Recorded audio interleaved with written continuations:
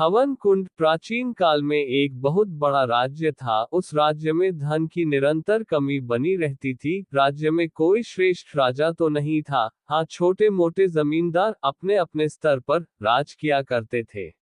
राज्य के अंदर आने वाले सभी गांवों की व्यवस्था निरंतर बदतर होती जा रही थी। गरीबी की वजह से लोगों को दैनिक जीवन में समस्याएं उत्पन्न होने लगी। खाने पीने की चीजों की भारी कमी आ चुकी थी, जिसकी वजह से लोग कीड़े मकोड़े, सांप बिच्छू तक खाने लगे। एक रात एक बुजुर्ग सड़क पर तड़प रहा था। रास्ते से दो व्यक्ति गुजरते हुए उसे देख लेते हैं। वह तुरंत उसकी मदद के लिए उसके पास पहुंच जाते हैं, लेकिन जैसे ही वह उसे हाथ लगाते हैं, दोनों ही उसी तरह तड़पने लगते हैं और देखते देखते कुछ घंटों में ही उनकी दर्दनाक मौत हो जाती है। रात भर सड़क पर तीनों लावारिस पड़े रहते हैं। सुबह होते ही उन तीनों के आजू बाजू लोगों की भीड़ लग जाती है। तभी दो लोग उन्हें उठाने जाते हैं, लेकिन ये दोनों भी किसी बीमारी से ग्रसित होकर तड़पने लगते हैं। राज्य में एक अनजान महामारी ने अपने कदम रख दिए थे। दोनों को तड़प कर मरते देख किसी की हिम्मत उनके पास जाने की नहीं होती। सभी घबराकर इधर उधर भागने लगते हैं। प्राचीन काल में राज्य के गांवों में वैद्य हुआ करते थे। संयोग से पास ही एक वैद्य जी की कुटिया थी। सभी वैद्य जी के पास जाकर मरे हुए लोगों की जानकारी देते हैं। वैद्य जी भागते हुए उसी स्थान पर पहुंच जाते हैं जहां वह मृत अवस्था में पड़े थे। महामारी के चलते वह उनके नजदीक नहीं जाना चाहते थे। तीनों का शरीर काला पड़ चुका था, जिससे वैद्य जी को आभास हो रहा था कि यह कोई जहरीली वायु का प्रभाव है, और हो न हो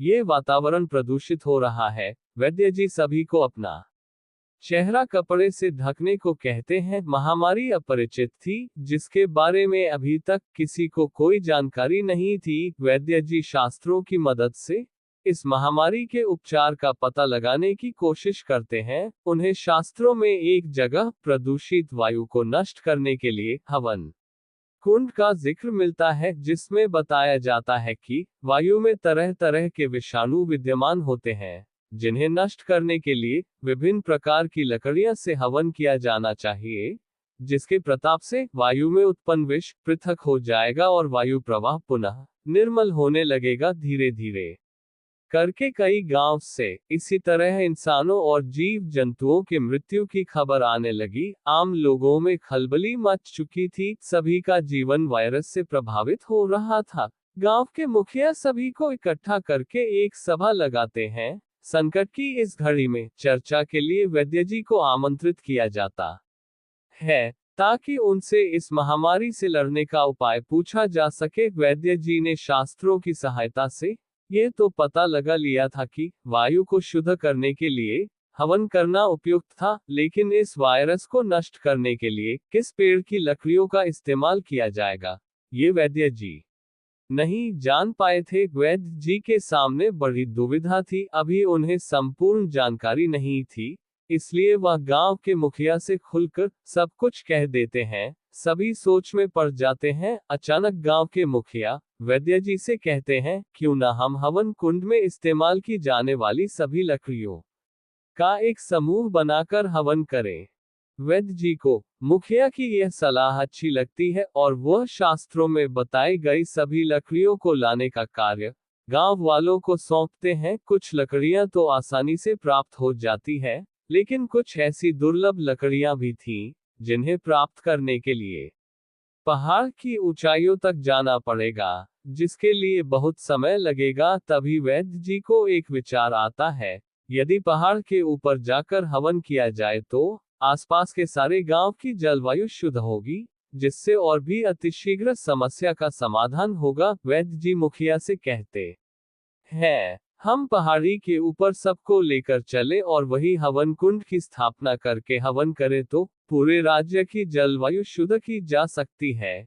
ये बात सुनते ही सभी के चेहरे में सकारात्मकता आ जाती है। मुखिया तुरंत सभी से अपनी बैलगाड़ी तैयार करने को कहते हैं, ताकि बच्चों और बुजुर्गों को भी पहाड़ के ऊपर ले जाया जा सके। जैसे ही यह खबर फैलती है, आसपास के कई गांवों के लोग बैलगाड़ियों की लंबी लंबी कतारें लगातार पहाड़ के रास्ते चल देते हैं। पहाड़ के ऊपर पहुंचते ही एक विशाल गड्ढा खोदा जाता है, जिसके लिए कई लोगों की मेहनत लगती है और 12 घंटों के बाद एक हवन कुंड का निर्माण हो जाता है। गांव की आधी आबादी पहाड़ के ऊपर आ चुकी थी। सभी हवन कुंड की सामग्री इकट्ठा करने लगे थे, लेकिन लकड़ियां हवन कुंड में रखना एक चुनौतीपूर्ण कार्य था, क्योंकि हवन कुंड इतना विशाल था कि 5 हाथी भी समा जाए। हवन कुंड के अंदर कई लोग उतरकर लकड़ियां व्यवस्थित रखने लगते हैं, और जैसे ही कार्य पूर्ण हो जाता है तो